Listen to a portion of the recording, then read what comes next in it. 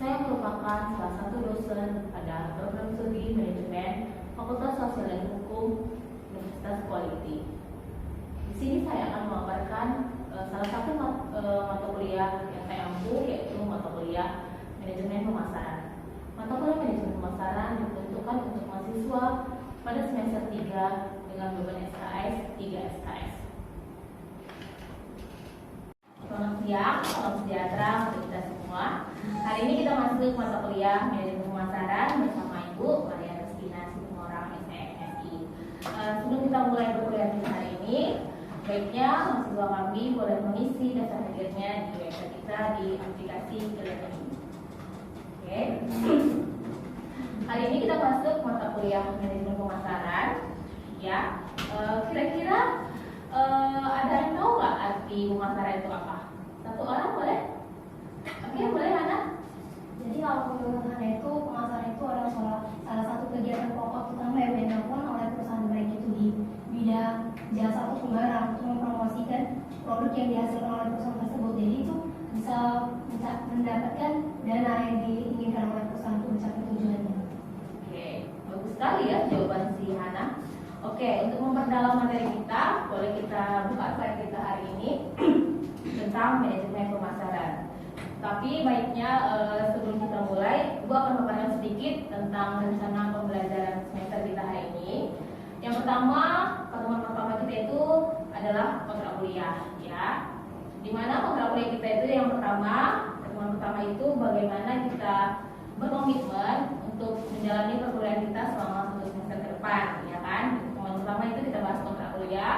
Di pertemuan kedua sampai ke-6 kita mempelajari materi, di mana metode pembelajaran kita itu ada studi case, ya kan?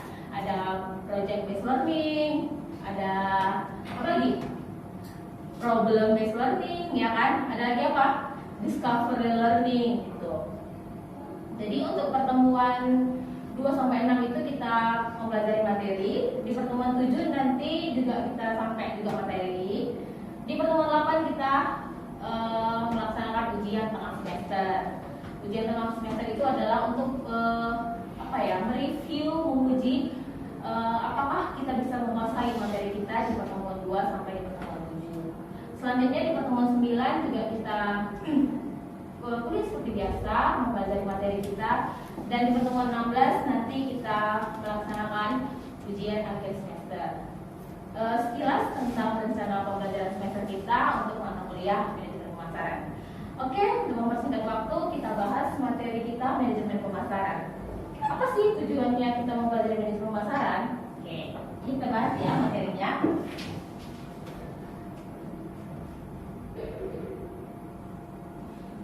Oke, ini di sini kita bisa lihat deskripsi mata kuliah manajemen pemasaran adalah mata kuliah ini membahas tentang pengertian, konsep, peranan pemasaran, sistem informasi dan riset pemasaran, analisis perilaku konsumen dan pesaing, segmentasi, sasaran dan positioning, rancangan bangunan pemasaran, dan bagaimana mengorganisasikan, melaksanakan serta mengendalikan usaha-usaha pemasaran. Oke, ini deskripsi mata kuliah kita ya, mata kuliah manajemen pemasaran. Oke, ini kita masuk mengenai materi kita yang pertama. Bentar ya.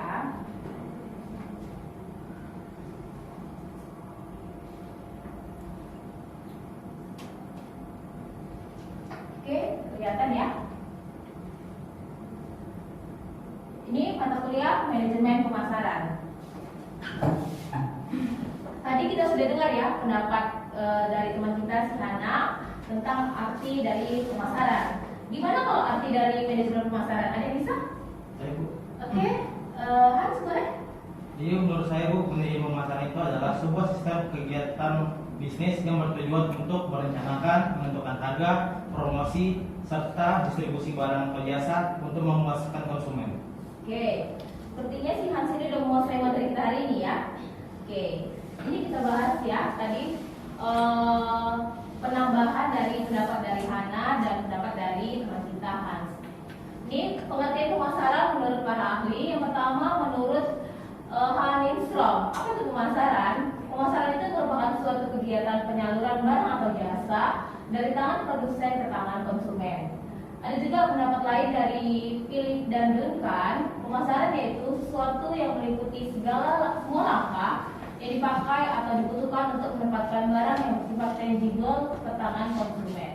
Ada juga pendapat ketiga dari secara internasional nih ya, yang pendapat satu tadi nasional ya kan, pendapat yang kedua dan ketiga ini internasional. Apa itu pemasaran? Pemasaran adalah pelaksanaan kegiatan usaha perdagangan yang diarahkan pada aliran barang dan jasa dari produsen ke tangan konsumen. Kira-kira dari pengertian pemasaran ini bisa dipahami ya? Oke, kita next ya.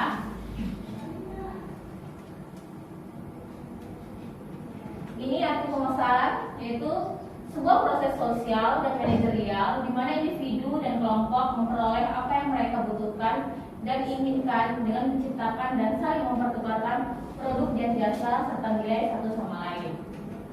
Oke, ini konsep pemasaran inti.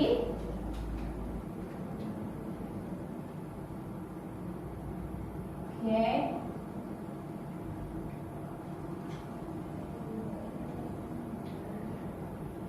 Oke, ini konsep pemasaran inti. Yang pertama ada kebutuhan manusia atau human need. Apa itu kebutuhan manusia? Keadaan di mana seseorang merasa kehilangan sesuatu. Artinya kalau dia nggak ada itu, dia merasa kehilangan, gitu ya. Selanjutnya ada keinginan manusia, human wants, ya. Kalau kebutuhan manusia yang dibentuk oleh kebudayaan dan kepribadian manusia. Ada juga konsep pemasaran inti yaitu permintaan. Keinginan manusia yang didukung daya beli. Terus apalagi yang dijual dari konsep pemasaran inti ada produk ya. Apa itu produk? Segala sesuatu yang dapat ditawarkan ke pasar untuk mendapatkan perhatian, untuk dimiliki, digunakan atau dikonsumsi dan yang dapat memuaskan kebutuhan dan keinginan meliputi objek-objek fisik, jasa, orang, tempat, organisasi dan ide. Oke. Ini ada juga pertukaran ya. Apa itu pertukaran?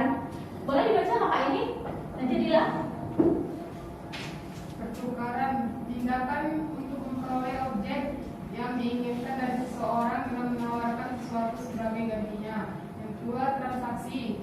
Transaksi yaitu perdagangan antara dua pihak yang melibatkan setidaknya dua benda atau hal yang bernilai, syarat-syarat yang disepakati, waktu berlakunya perjanjian dan tempat perjanjian. Selanjutnya, pasar. Pasar yaitu himpunan para pembeli aktual dan potensial dari suatu produk.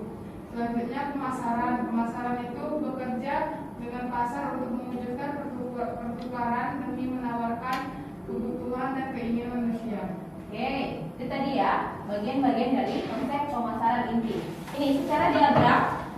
Ini pas kita lihat tadi itu ada market ya, pasar, ada kebutuhan, keinginan dan demand sama permintaan ya. Terus di sini juga ada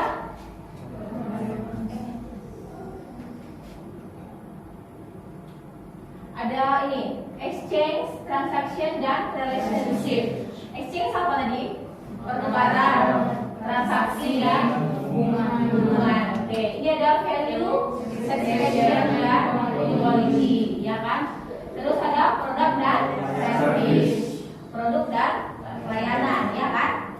Ini udah nggak asing lagi ya, sama ini kita dengar ya. Oke, kita lanjutkan. Ini tadi pendalaman lagi mengenai manajemen pemasaran, yaitu digabung dari kata manajemen dan pemasaran ya. Kalau manajemen kita udah paham semua ya kan? Apa itu manajemen? Boleh satu orang? Lewi? Apa itu manajemen kak? Manajemen adalah suatu perencanaan, pengorganisasian dan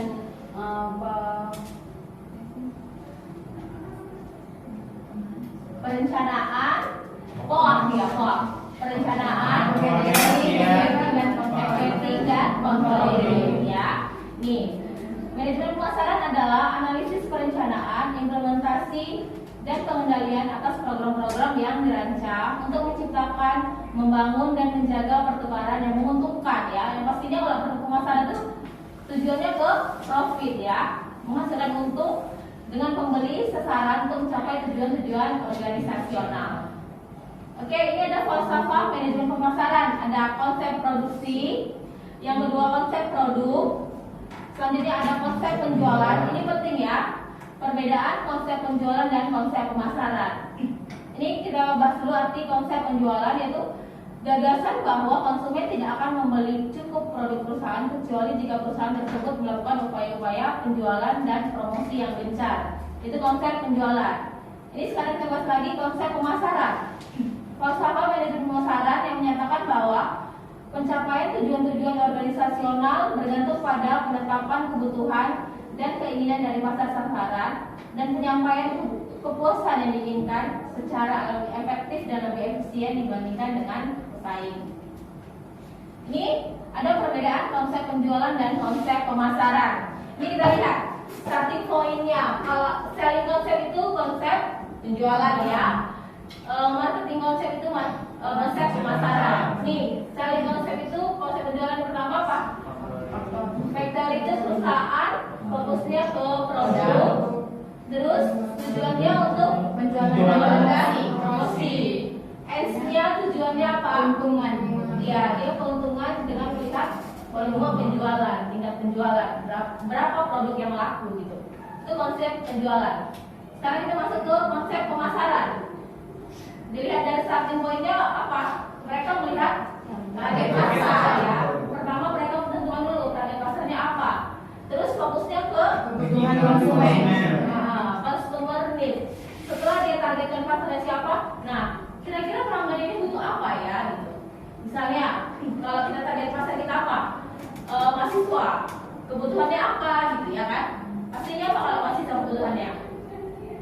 Maybe laptop ya kan? Oke, tuh di tujuannya means itu apa? Integrated marketing. Artinya apa tuh? Integrasi pasarnya. Iya, pemasarannya terintegrasi ya kan? Karena apa? Dari targetnya itu kita lihat dulu kebutuhannya ya kan? Jadi dia sinkron ya kan? Terus ends dari marketing konsep apa? Keuntungan dengan melihat kepuasan pelanggan. Nih. Jadi dari dua perbedaan ini kira-kira kalau kita calon-calon marketing tadi kan bidang mana tuh? Selling konsep atau marketing konsep? Marketing konsep ya kan? Kenapa? Karena kalau produk kita itu sudah diminati, mereka akan melakukan pembelian ulang ya kan? Kalau produk itu sudah memuaskan kebutuhannya, pasti dia akan melakukan pembelian ulang dan secara tidak langsung dia melakukan promosi ya kan? Oke, ini udah bisa kita bahas ya udah tentang selling konsep dan marketing konsep. Kira-kira sampai di sini ada yang mau ditanya? Pas, kelas ya. Kita lanjutkan ke konsep pemasaran kemasyarakatan. Di apa tuh konsep pemasaran kemasyarakatan? Gagasan bahwa organisasi sebaiknya menentukan kebutuhan, keinginan, dan minat dari pasar sasaran dan mengirimkan kepuasan yang diinginkan secara lebih efektif dan lebih efisien daripada pesaing sedemikian rupa sehingga mampu memelihara atau meningkatkan kesejahteraan konsumen dan masyarakat. Nih, pasar sasaran dan segmentasi ya. Tadi kita kan calon marketing, pertama kita harus menentukan target pasar ya. Nih kita bahas satu-satu. Dalam memasarkan produk-produknya, produsen selalu akan menentukan pasar sasarannya agar produk yang dijual dapat terserap pasar. Untuk hal tersebut, maka perlu ditentukan terlebih dahulu segmennya. Mereka mengidentifikasi dan membedakan kelompok-kelompok pembeli yang mungkin lebih menyukai atau memerlukan berbagai produk dan bauran pemasaran. Segmen pasar dapat diidentifikasi dengan memeriksa perbedaan-perbedaan. Yang pertama dari demografis, yang kedua psikografis, dan perilaku di kalangan pembeli. Ini kalau demografis itu apa? Dilihat dari usia, tempat tinggal, gitu ya. Segmentasi pasar berdasarkan demografis. Yang kedua psikografis, itu apa? Psikologi ya. Contohnya gimana tuh? Ada yang bisa? Psikologi? Apa bisa? Psikologi. Misalnya apa? Misalnya kalau tipe karyawan dengan tipe yang biasa saja gitu. Psikologinya. Misalnya dilihat dari penggunaan elektronik gitu. Misalnya kita tipe tipe pekerja, kita lebih psikologinya ke arah mana kalau kita memilih handphone misalnya? Yang pasti mendukung pekerjaan kita, ya kan? Kalau misalnya kita ibu rumah tangga, misalnya kita nggak perlu banget ya kan tipe handphone yang high ya, yang terlalu update, karena mungkin handphonenya itu hanya untuk kebutuhannya mungkin komunikasi aja, ya kan? Sementara kalau psikologinya seorang karyawan, dia harus dengan handphone itu mungkin bisa membantu kerjaannya, ya. Itu ya segmentasi pasar berdasarkan psikografis. Next, perilaku di kalangan pembeli. Ini ada yang bisa kasih contoh? Misalnya apa? Misalnya kita lagi sedang membeli apa itu? Perilaku di kalangan pembeli. Misalnya, tadinya kita kan pengennya di awal itu pengennya apa? Makannya misalnya ayam penyet gitu. Pas kita lagi jalan di mall, pokoknya pizza itu lagi promo gitu. Cenderung perilaku kita kayak mana? Iya, itu kita cenderung terbawa ke yang sedang promo, ya kan? Jadi perilaku di kalangan pembeli itu dominannya itu tidak bisa ditentukan, ya kan? Itu biasanya itu apa? Situasional, gitu ya. Itu ya segmentasi pasar berdasarkan 3 perbedaan tadi ya. Perbedaan demografis, psikografis, dan perilaku di kalangan pembeli. Itu ya, nanti kita soal marketer ya. Next, ini ada kita bahas lagi bauran pemasaran. Ini sering disebut juga dengan marketing mix. Apa itu bauran pemasaran? Bauran pemasaran adalah perangkat alat pemasaran yang digunakan perusahaan untuk terus-menerus mencapai tujuan pemasaran di pasar sasaran. McCarthy mengklasifikasikan bauran pemasaran menjadi 4 kelompok. Yang pertama, produk, price, place, promotion. Ya, jadi ada istilah itu bauran pemasaran, ada juga yang memakai istilah marketing mix ya. Jadi kalau katakan nanti marketing mix itu apa? Oke, langsung kita jawab. Marketing mix adalah terdiri dari 4 P. Price, produk, place, dan promotion. Ya, ini contoh marketing yang handal nih ya. Oke, ini ada bagian bauran pemasaran. Yang kita bahas pertama produk ya, produknya. Itu ada produk variety. Itu apa? Variety produk ya. Terus bagian dari produk itu juga ada quality, kualitas ya. Ada design, feature, brand name, packaging, size, service, warranties, dan return. Packaging tahu ya, kemasan ya kan. Terus brand name itu merek, size ukuran ya. Service, layanan, warranties, garansi. Return apa? Pembelian ya kan. Misalnya kita membeli online, ada nggak jaminan returns-nya ya. Next, bagian dari marketing mix itu ada juga price ya, harga. Apa tuh? Bagian dari price itu ada price, discount, credit item. Ini bagian dari price. Apa saja yang perlu kita persiapkan untuk price? Pertama list price ya kan. Ada harga dari paling murah sampai paling mahal. Bagian dari list price ya. Terus ada discount ya kan. Misalnya kalau diskon itu mungkin beli 1 sama beli 2 itu ada diskonnya ya kan. Terus ini ada payment period, periode pembayaran ya kan. Terus ada credit term ya kan. Bisa nggak pembayaran melalui kredit ya kan. Ini apa nih? Kita tipe-tipe yang pay later ya kan. Next, kita bahas lagi marketing mix di bagian promotion. Ada sales promotion. Sales promotion, advertising. Advertising apa? Iklan ya. Terus sales force. Sales force itu apa? Ya, petugas penjualnya. Next, public relation. Itu seperti apa? Artis-artis ya kan, brand ambassador gitu. Ada juga direct marketing ya kan, penjual secara langsung. Misalnya di mana? Kalau kita lagi di Carrefour misalnya ya kan, di pusat-pusat perbelanjaan. Itu bagian dari promotion. Next kita bahas lagi place. Place itu tempat ya, lokasi. ada channelnya gitu. Coverage jaringan kita, ada nggak jaringan kita di kota itu gitu. Ketika kita membuka cabang misalnya ya kan, ada assortment, ada location, lokasinya strategis nggak kita buat di sana. Next, inventory dan transport ya.